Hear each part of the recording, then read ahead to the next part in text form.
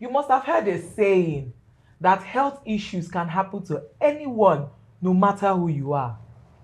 Let me share with you my journey on how I discovered, managed, and reversed PCOS symptoms.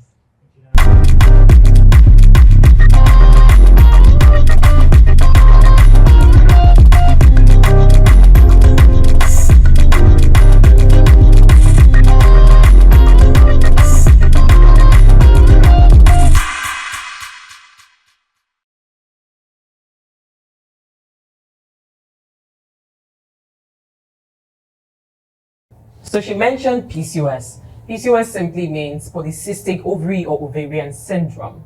Now, it's a problem that affects hormones during reproductive years. It's a syndrome because it affects several systems of our bodies.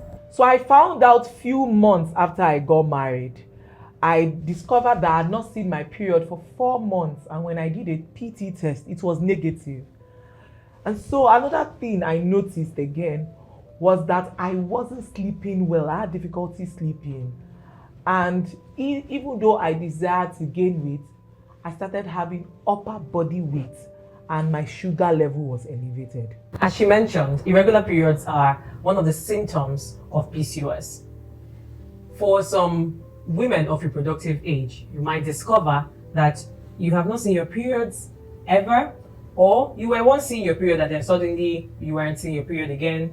For some people, the interval between the last time they saw their period and then the next one is like more than 35 days, really elongated. For some people, in a year, you've not seen it, up to 5 years. And I know that, as a woman, we understand the stress of periods, and when you have not seen your period once in a while, you're like, dear Lord, I know I've not had any sex, and since you decided to take away my periods, I'm just going to take halves, right? Holiday time. However, this is not something to just relax about. I would encourage you to see a gynecologist or just see a doctor to get it checked out, because early diagnosis and treatment is key to managing whatever complications that could want to arise in the future. Now, another symptom of PCOS is that on ultrasound examination, we might discover that the ovary contains or has some small fluid-filled sacs on the outer border. These fluid-filled sacs contain immature eggs, follicles. These follicles will not even agree to release the egg. It's immature, but to release it is a lot of wahala. So this is another thing that could show that someone has PCOS. The third would be high androgen levels. If you are examined and found to have 2 or more of these classes of symptoms, irregular periods, cyst-filled ovaries, or high androgen levels, then we might just be headed towards the diagnosis of PCOS. So when I was diagnosed with PCOS, I was like, it was a shocker for me. I was like, where did this come from? Like, is it for my village people? What did I do to warrant this? Why? Like, why me? It was really, really a down moment for me at that point. Truth is, the causes are unknown. I realize how that sounds, but that's the fact. They're unknown. However, we have risk factors that could contribute towards having PCOS. The first is insulin resistance. So if one has had, you have a family history of diabetes, or in the past you've had cases with insulin resistance. Insulin is the hormone responsible for mopping up sugar from the blood and helping the tissues absorb blood sugar. Now, when your body is resisting insulin, that could lead to accumulation of sugar in the body and can lead to complications that lead to PCOS. Second risk factor could be some type of inflammation. There are some people that have had low-grade inflammation with their cells in the past. Some studies have also shown that it could be hereditary. High androgen levels finally have been found to contribute towards PCOS. If your androgen levels are high, of course, it can affect maturation of eggs and even affect ovulation generally. And when this happens, fertility is equally affected. Acne can ensue because of the high levels. Also, hirsutism, which is excessive male pattern hair distribution, can also be part of the symptoms one might experience. Just as she highlighted, elevated blood sugar is one of the complications that could arise from PCOS. And if not well managed, it can tip into diabetes mellitus. In the event one gets pregnant, there could also be gestational diabetes, or even hypertension in pregnancy. Another common complication of PCOS is infertility, because of course when the androgen levels are high, it affects maturation of the eggs, also affects ovulation generally, and when there's no ovulation, of course conception cannot occur. For women who get pregnant, another complication that may arise would be miscarriages. It's not uncommon to have miscarriages. Now, this doesn't mean that it's associated with every person who has PCOS. No. That's why we encourage you to please reach out to your doctor. PCOS can also affect sleep patterns, just as she said. Sleep apnea is a condition that is associated with PCOS too, where someone is sleeping and suddenly you feel you're not breathing well, and this can also affect your sleep pattern, cause insomnia. There's just a lot of complications directly and indirectly associated with PCOS. But I think I'm going to crown it all with something she mentioned about upper body weight. Now, with PCOS, there's something we call metabolic syndrome. This metabolic syndrome, as I said in the beginning, syndrome means different things coming together to cause one thing. Now, it's not just one thing. It affects the blood sugar, it can affect the blood pressure, it can affect digestion, it can affect body weight, and that's why you notice that some persons who have PCOS have excessive body weight. Now, this weight gain is not just about what they ate. Some people just say, stop eating, you're on food, you too like food. I know they talk, just small breeze like this, you have added weight. All those remarks could be insensitive, especially when someone who is managing PCOS knows that it's not about what they ate. So this is hormonal, and these hormones come together to form this metabolic syndrome, which also contributes to weight gain, and most times it affects the upper body. Weight gain? It's so funny how I really desire to add weight, but this time around I wasn't gaining weight proportionally. Like, I was having higher body weight instead, and it actually affected me. And when I and my husband have been trying and have been unable to conceive, it also affected me mentally, and I started getting depressed. Worst of all was that I got bullied online, saying things like I control my husband, or I beat my husband, and my husband cannot father a child because he's a woman. And I remember coming back from a HSG test, which is a test that checks if your fallopian tubes were blocked. And that is one painful test that I don't even pray for my enemy to go through.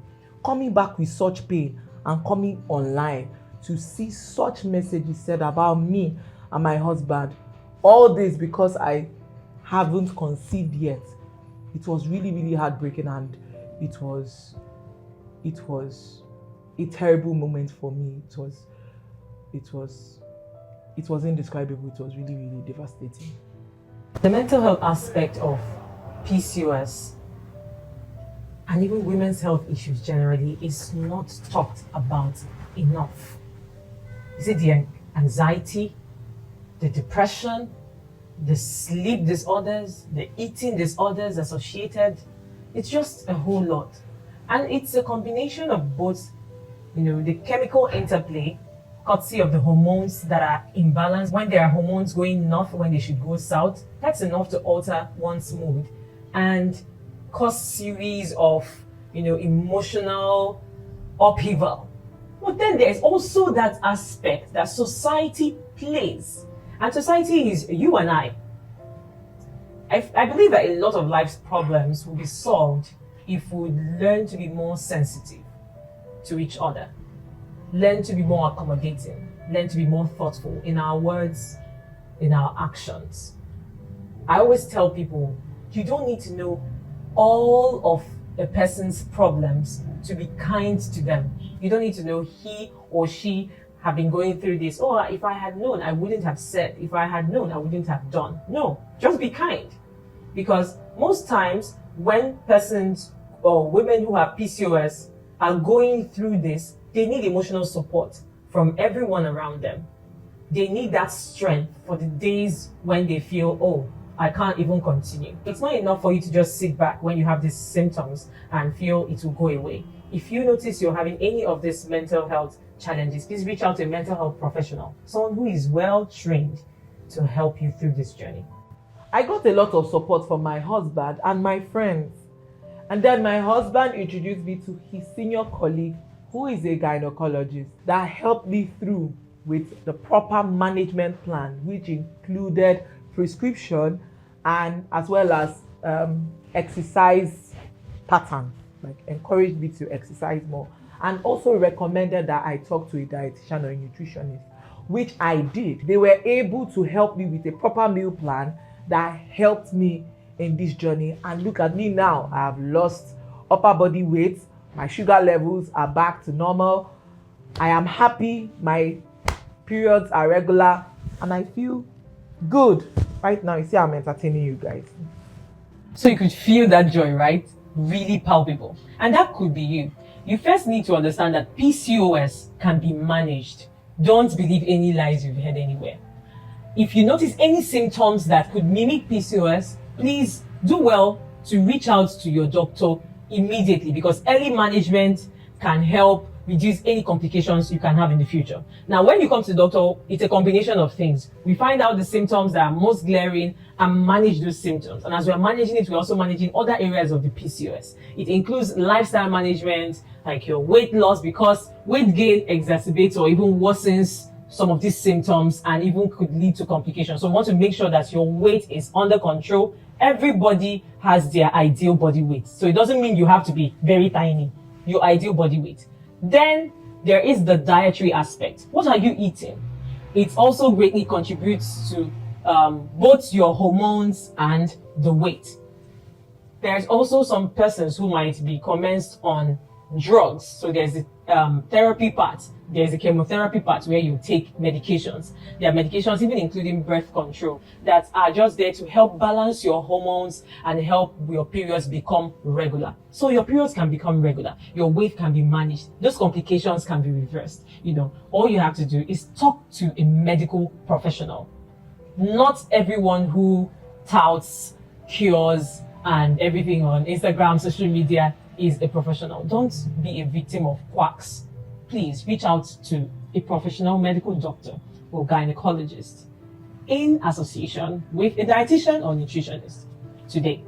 Wishing you all the best. Mwah. Now that you understand or you know my story and you also understand PCOS from the doctor's perspective, Dr. Chioma is, amazing.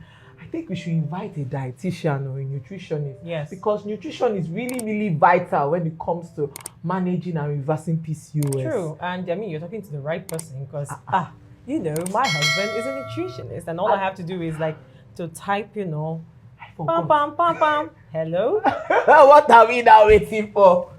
See you in the next episode. Bye.